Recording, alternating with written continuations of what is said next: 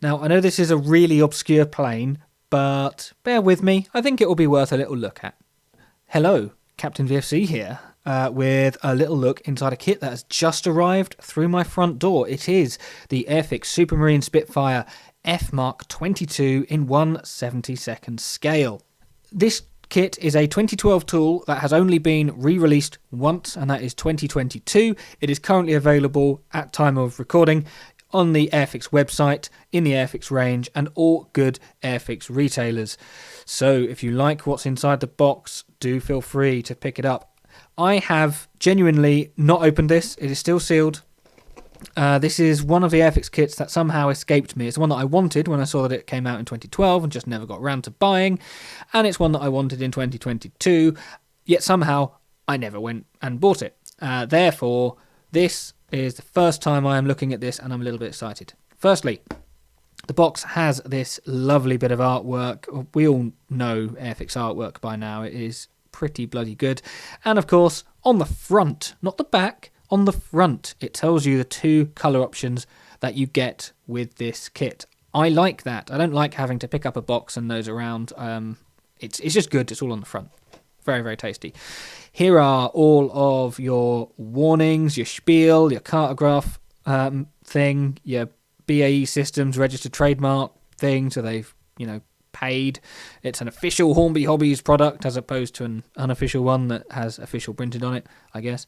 And it tells you that the tooling is 2012, but the decal schemes and pack design is 2022, basically verifying what I've said. And it's got the product code on the barcode and there and on the ends of A02033A, A presumably meaning it's the second version of this. The ends, we just have the artwork on both sides and the basic information. And on the other side, we have, again, the versions that you get with the kit, this time with a little bit of a description as to what they are, the paints that are required, versions A, B, and version A, the flying hours, and it's a skill level 1, which should mean nice and simple. But enough rambling, let's crack it open. So a look at the instructions first. We have the decal sheet folded within it. Bog standard Airfix instructions from the modern period. It tells you that it's got two decal schemes, which is quite nice. Doesn't always do that. And just little for best results advice down at the bottom, saying you should clean it and that some parts,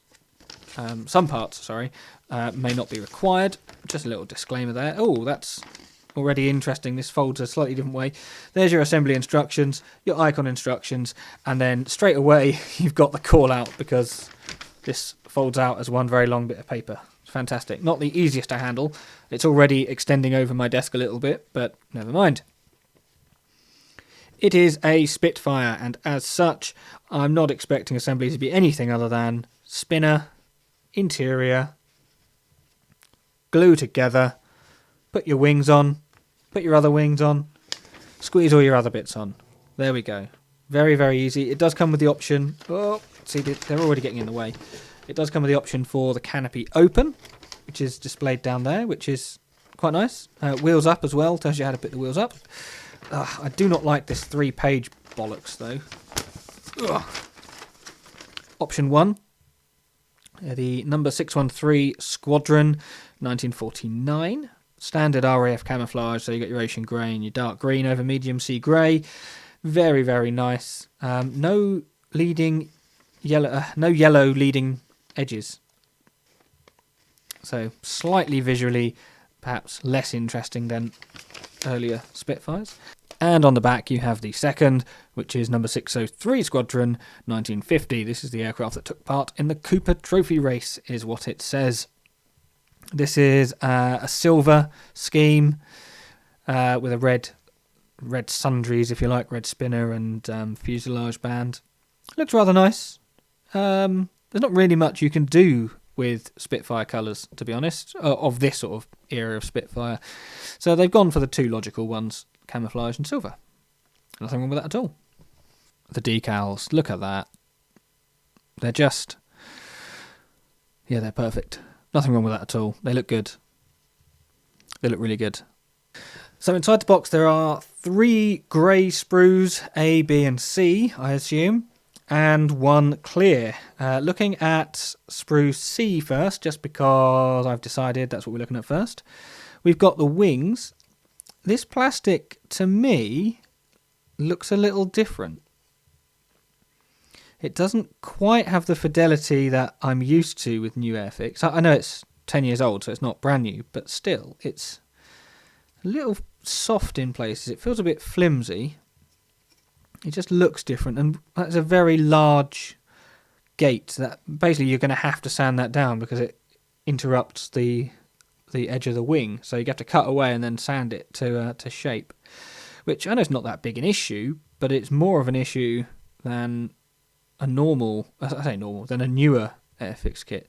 So I mean, it's all right, but a little bit underwhelming if I'm honest.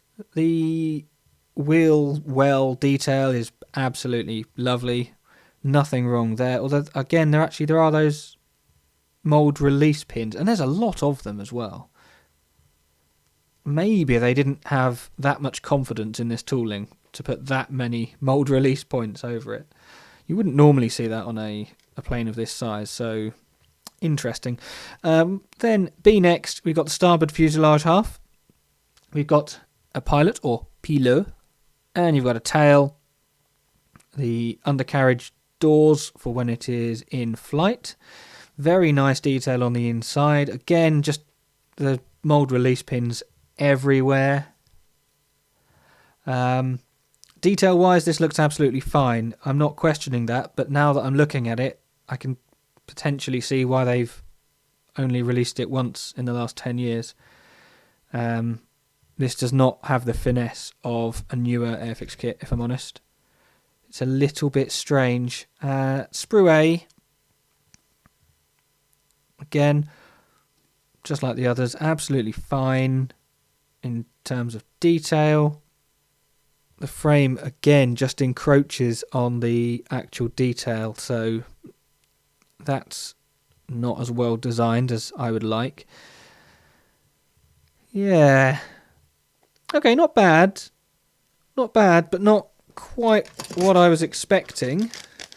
In here, I'm not going to take them out of the bag because I don't want anything to get scratched, but the clear parts, you've got 2 canopies and 1 windshield. I'm guessing one of them is somehow different for having it open, maybe. And you've got your lights and your aiming stuff and whatever. So yeah, there we go. That is the Spitfire F.Mk.22. A somewhat underwhelming experience, if I'm honest. It certainly shows its age relative to the top tier Airfix of 2023, or 2022 I suppose, because we're only just starting 2023. It looks good nonetheless, and if it makes up to be a nice aircraft, then I have no complaints. We will just have to wait and see. So yeah, like, subscribe, hit the notification bell if you want to be notified of when this video, the following video goes live. You can hear the uncertainty in my voice now. Maybe I've just wasted £10.99.